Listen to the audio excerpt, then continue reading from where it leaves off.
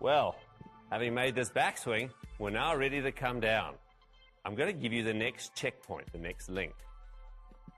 From the top of the swing, the initial move down has to be with the lower body. The left knee starts the movement. The hands and arms now drop. The right elbow works down towards the right hip. So we're pretty much trying to repeat the position that we were in on the backswing. One of the big differences, though, is that the shaft now, the plane, has actually flattened or shallowed. I spoke about this line at address. Now, it was a little steeper going back.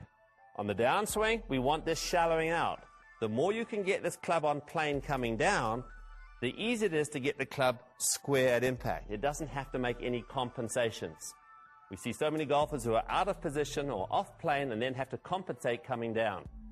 If we get the club into this good position on plane halfway down, we can see here it makes it a very simple task to get the club back onto the ball. So the checkpoints are on plane, right elbow, close to the right hip. At this point as well, my weight is still pretty much back on my right leg. We don't want a lot of movement to the left side. Certainly there's a start to the left side. As I say, the left knee initiates the movement from the top. But we're in a position now where we're still behind it with the upper body. The club is ready to be delivered back to the ball.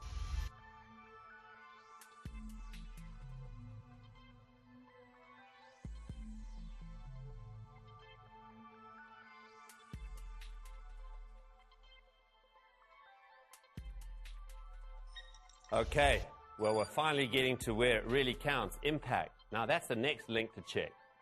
And I'll tell you, in my time as a teacher, I've seen some really horrible-looking impact positions. So let's help you get into the right positions here and understand where you should be.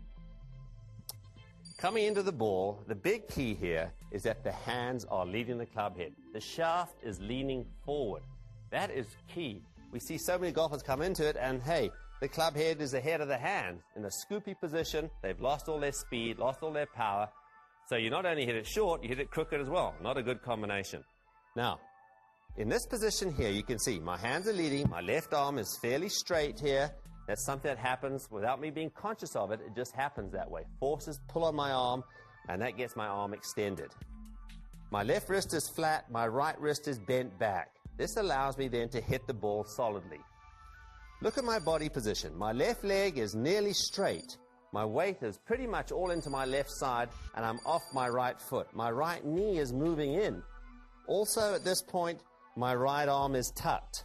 We don't want to have the right arm high. The right arm is underneath. The sensation here with your body is that it's open. Your hips are open at least 45 degrees, and your upper body should be at least square. For good players, it should be even slightly open. So we want to get to a position, hey, that we're on top of the ball. It's termed trapping the ball. Our hands are leading, right arm is set back, and we're in a position where we can really deliver the club powerfully to the ball.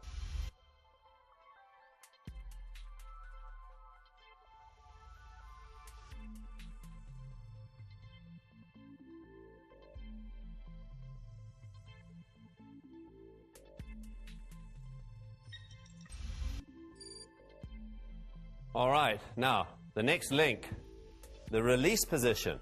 Now, this purely is the effect of what's happened before, but it's a good idea to actually visualize where you're trying to get the club to. Now, at this point, the body is rotating through.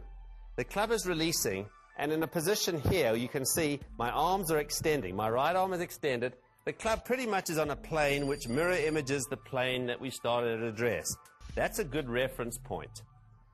So as we swing through here, the checkpoint is, hey, almost fully turned through the ball, not quite. The left elbow is folded, the right arm is extended, the club is in a really hinged position. You can see, look at my wrists, they've re-hinged in a very similar position to where they were going back, a mirror image position through here. So very easy checkpoint to look at, but remember, it's the effect, not the cause.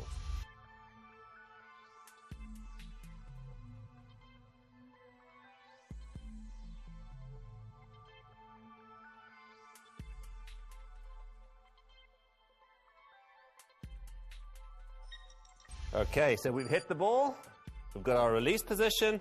What's left?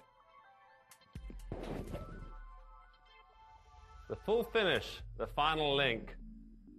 Here I am, the club wrapped around the back of my neck, Right shoulder facing the target, hips fully cleared. I've got all my weight on my left leg. It's firm, it's fairly straight, my right knee is through, and I'm up on my right toes. If you can do that, the club gets into a position where it gets all the way through and around. We see so many golfers when they swing, they never really get through the ball. They hang back, their follow-through short, and it's really a good mental image to swing all the way to your finish. I really like that thought because it simplifies things. So many golfers never get there, and if you can think in terms of swinging through the ball rather than at the ball, that link, if you can check where you are here and you're balanced up on that left leg, you know you've done a really good job. Furthermore, hey, even if you don't hit the ball well, at least you'll look good.